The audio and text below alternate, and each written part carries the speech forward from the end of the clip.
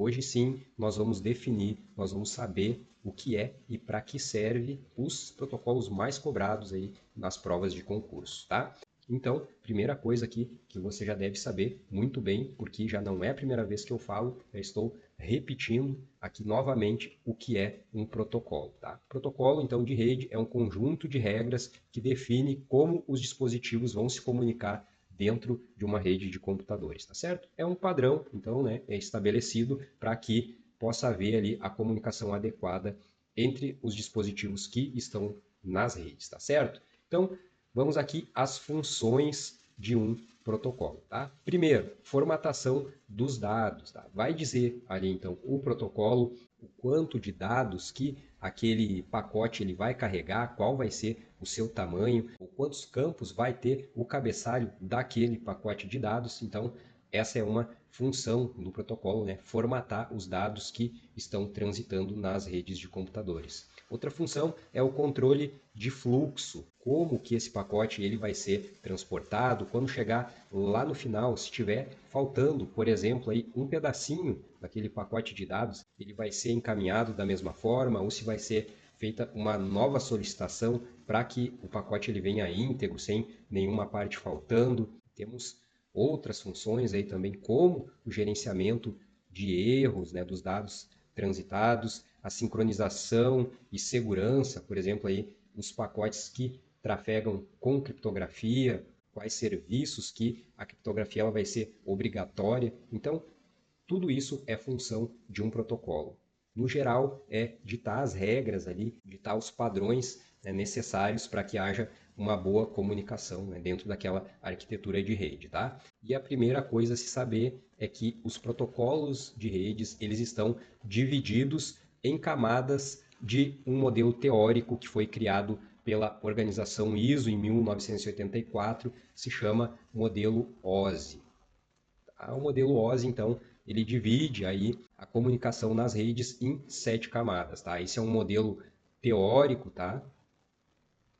Ele é muito cobrado em prova de concurso, então a gente vai estudar ele aqui no detalhe, tá? Então, modelo OSI é uma referência para padronizar a comunicação nas redes de computadores e ele define aqui 7 camadas, né? E cada uma delas aí tem os seus serviços, tem as suas funções, tem seus protocolos e os seus equipamentos de redes, e é exatamente isso que a gente vai ver agora. Então, camada 1 aqui do modelo OSI é chamada de camada física, e ela trata da transmissão dos bits brutos por cabos ou sinais, né? Ou sinais de rádio, ondas eletromagnéticas, tá? Transmissão por cabos aí como fibra ótica, como cabos Ethernet de par trançado, cabos coaxiais, por exemplo, né? E a transmissão de bits por sinais, aí tendo como exemplo o Wi-Fi ou o WiMAX, né? Que são tecnologias para transmissão de dados sem fio, sem cabeamento. Na camada 2 nós temos a camada de enlace, que trata então do endereçamento físico nas redes,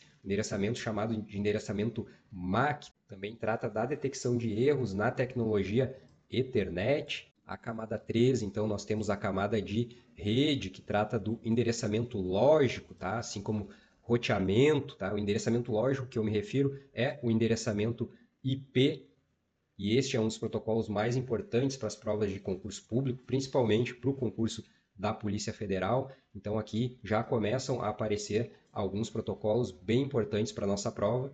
Tá? Aqui o protocolo IP, na camada 3, a camada de rede. Na camada 4, então camada de transporte, trata aí da confiabilidade e do fluxo dos dados, tá? Tendo aí o TCP como um protocolo confiável para transmissão de dados que estabelece uma conexão prévia antes do envio dos dados, o UDP já sendo um protocolo não confiável de transmissão. Isso, os pormenores a gente vai ver tudo um pouco mais adiante, tá bem? Aqui é importante que você saiba o nome das camadas do modelo OSI, das 7 camadas, os números a que elas se referem, tá? Camada 1, camada física, camada 2, camada de enlace. Os protocolos a gente vai detalhar um a um pouco mais à frente, tá bem? Temos aqui ainda a camada 5, camada de sessão, né, que gerencia aí as conexões entre os aplicativos e tem como protocolos ali o NetBIOS, o RPC. Camada 6, a camada de apresentação, que trata aí da conversão dos formatos e de criptografia dos dados, e a camada 7, que é a camada de aplicação, a camada que está mais perto, mais diretamente ligada aí ao usuário, né, que faz aí a interface com o usuário, e aqui sim nós temos a ampla maioria dos protocolos que caem nas provas de concurso público, tá bem? Então, aqui o que você tem que saber é isso aqui, ó.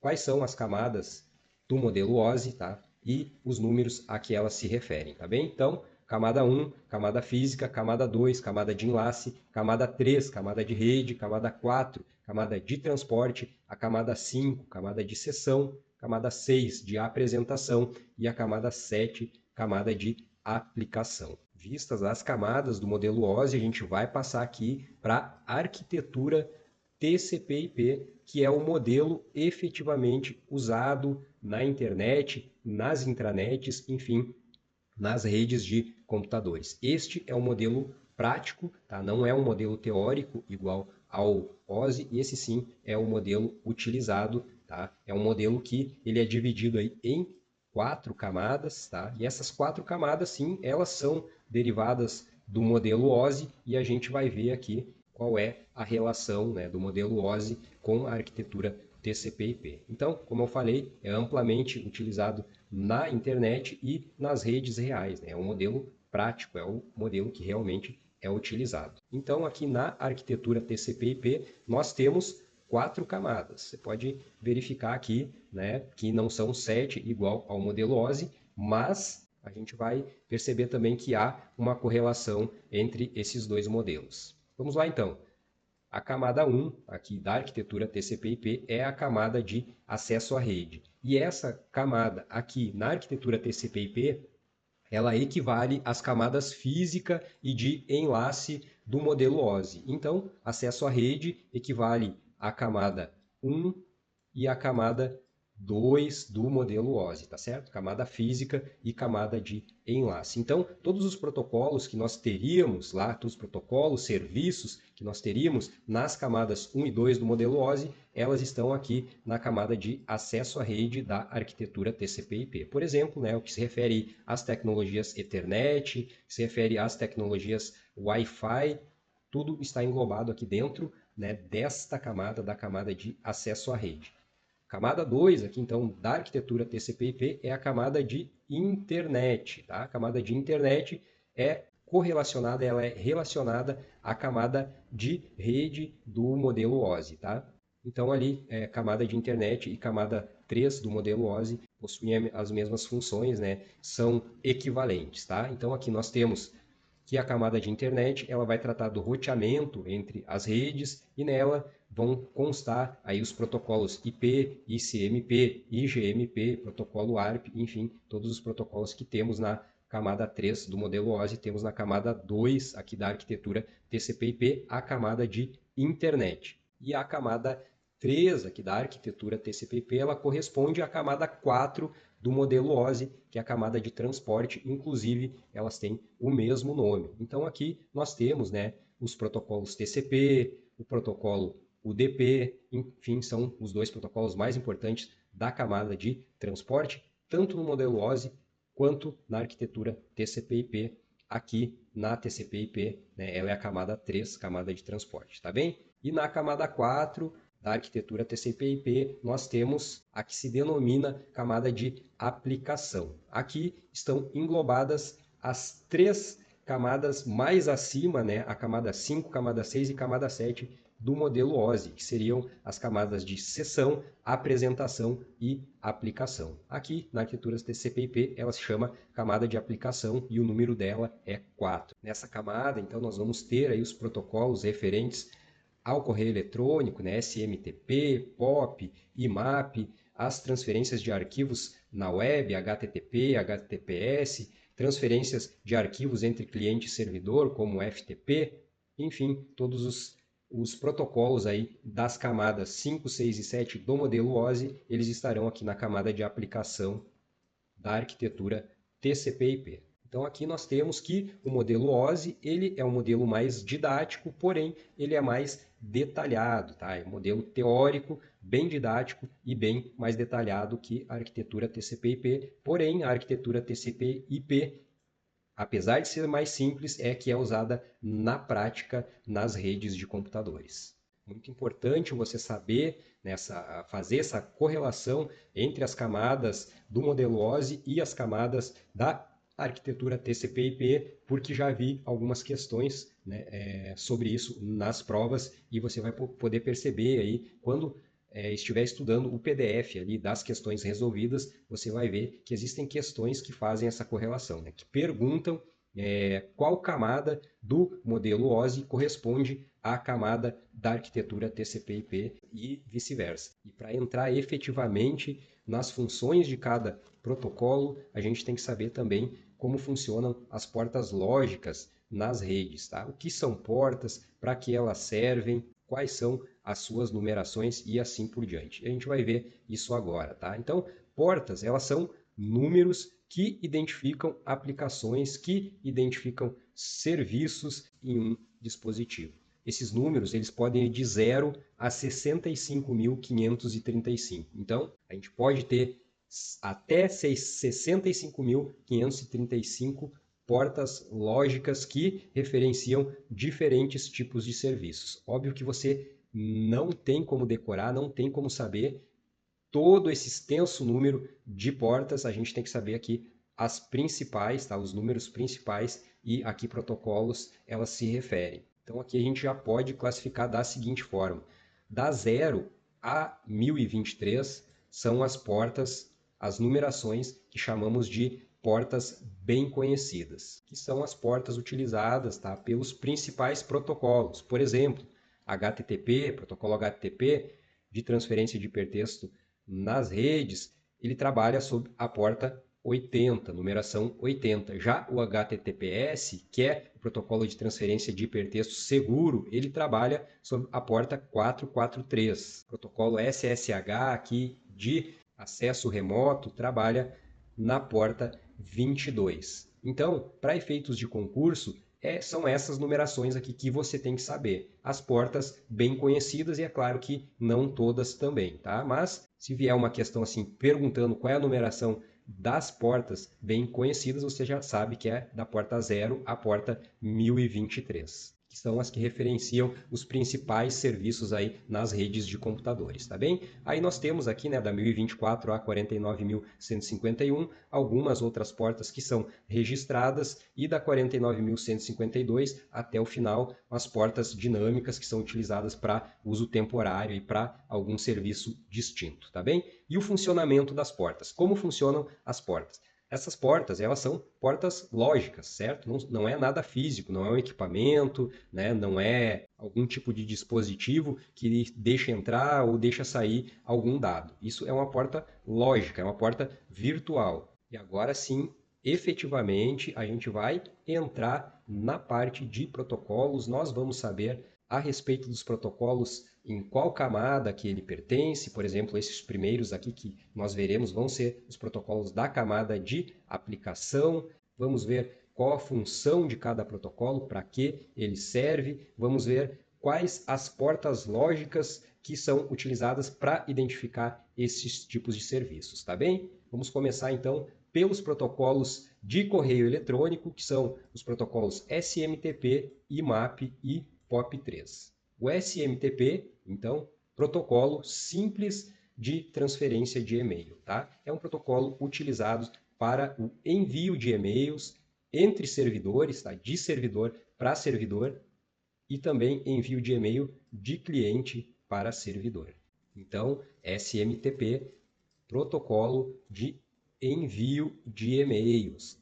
Protocolo que é a porta tradicional do protocolo SMTP, porém, protocolo SMTP com autenticação para evitar aí o uso de spam, o envio de spam, para evitar os spams, ele atua na porta 587. Preste atenção, porque pode cair uma questão na sua prova referenciando a porta 587, né, como sendo de identificação do serviço SMTP, e também está correta. E nós temos também o SMTP seguro, tá? Que é o SMTP SMTPS, que opera aí na porta 465, tá? Protocolo SMTPS, então, com criptografia. Agora vamos para os protocolos de recebimento de mensagens. Primeiro, o protocolo IMAP. O protocolo IMAP, então, ele é utilizado para acesso remoto a e-mails. Você pode configurar com o protocolo IMAP o gerenciamento dos seus e-mails, né, o gerenciamento do seu correio eletrônico diretamente no servidor. Não há a necessidade de se fazer o download dos seus e-mails, das suas comunicações, do seu correio eletrônico para o seu dispositivo. Isso favorece, né, a sincronização entre os dispositivos, porque você pode acessar, e com uma conexão de internet, você pode acessar os seus e-mails de qualquer lugar e utilizando diferentes tipos de dispositivos, como celular, computador, tablet, notebook, enfim, qualquer dispositivo que você tenha em mão e que tenha acesso à internet, você pode fazer o acesso, então, ao seu correio eletrônico, aos seus e-mails, diretamente, sem precisar aí fazer o download deles para o seu dispositivo. O IMAP comum, então, ele opera na porta 143, mas também temos o IMAP seguro, tá? Que é o IMAP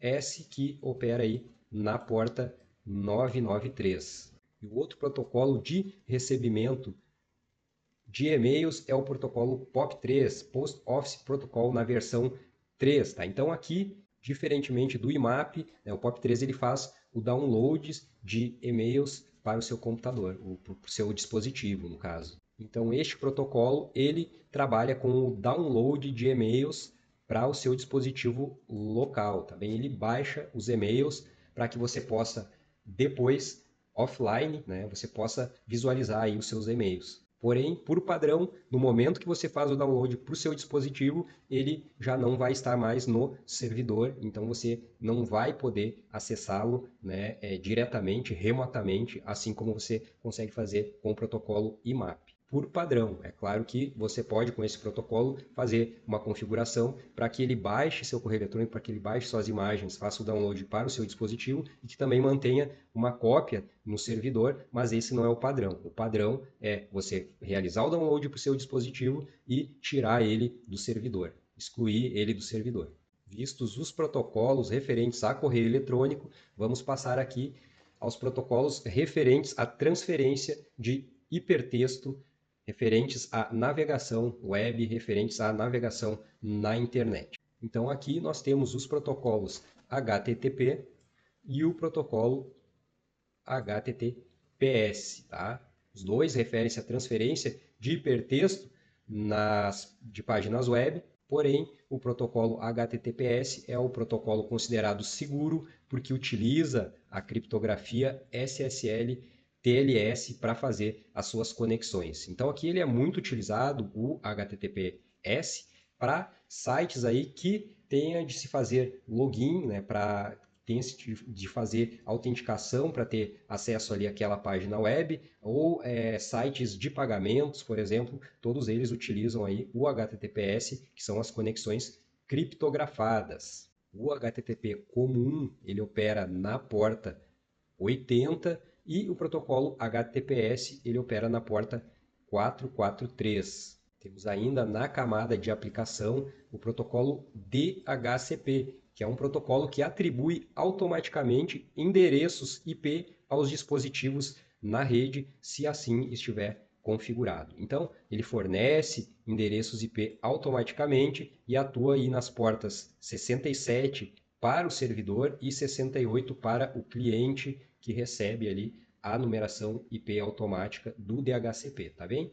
Aqui é importante você saber do DHCP que ele é o protocolo que automaticamente, dinamicamente, ele atribui o endereço ao dispositivo quando ele entra na rede, né? Essa atribuição de endereçamento ela pode ser feita de maneira manual, mas também pode ser feita de maneira automática e é assim que ocorre na maioria das vezes nas redes, principalmente nas redes locais, com esse protocolo aqui que faz, né, toda essa função aí de atribuir dinamicamente um endereço IP para um dispositivo. Passando aqui para mais protocolos da camada de aplicação, nós temos o FTP.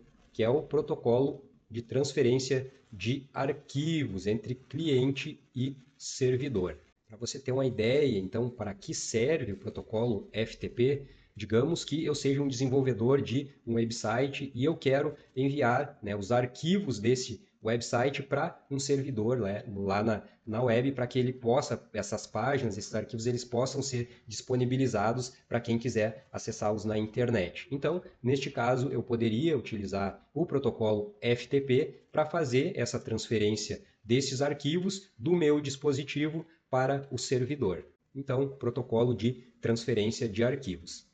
E o protocolo FTP, ele opera nas portas 20, que é a porta utilizada para a transmissão de dados efetivamente, e na porta 21, que é a porta utilizada para o gerenciamento, para o controle dessa transmissão de dados, para essa transmissão de arquivos.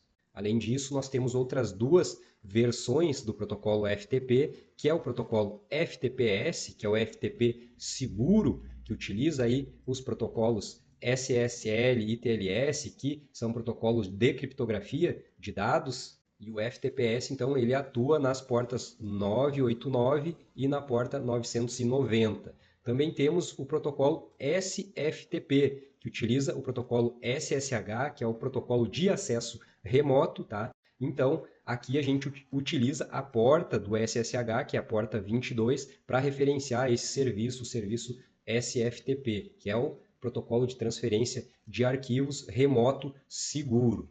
E aqui já referenciamos, né, o SSH em conjunto com o protocolo FTP e protocolo SSH, então, que é o Secure Shell, ele é um protocolo de acesso remoto, tá? Permite o acesso remoto aos servidores com segurança, porque é um protocolo que utiliza criptografia. E claro, como eu mencionei ali em cima, ele trabalha aí na porta número 22. E por fim, aqui na camada de aplicação, nós temos o protocolo DNS, Sistema de Nome de Domínios. Este protocolo ele faz a tradução de domínios, que são os endereços que a gente tem na internet, que a gente consegue ler, que a gente acessa a todo momento. Por exemplo, www.google.com é um endereço, é um domínio na internet. Então, ele transforma esses nomes, porque a máquina ela só entende números, né? Então, ele transforma esses nomes que são mais entendíveis para o ser humano, ele converte para endereços IP. E o DNS ele trabalha na porta de número 53.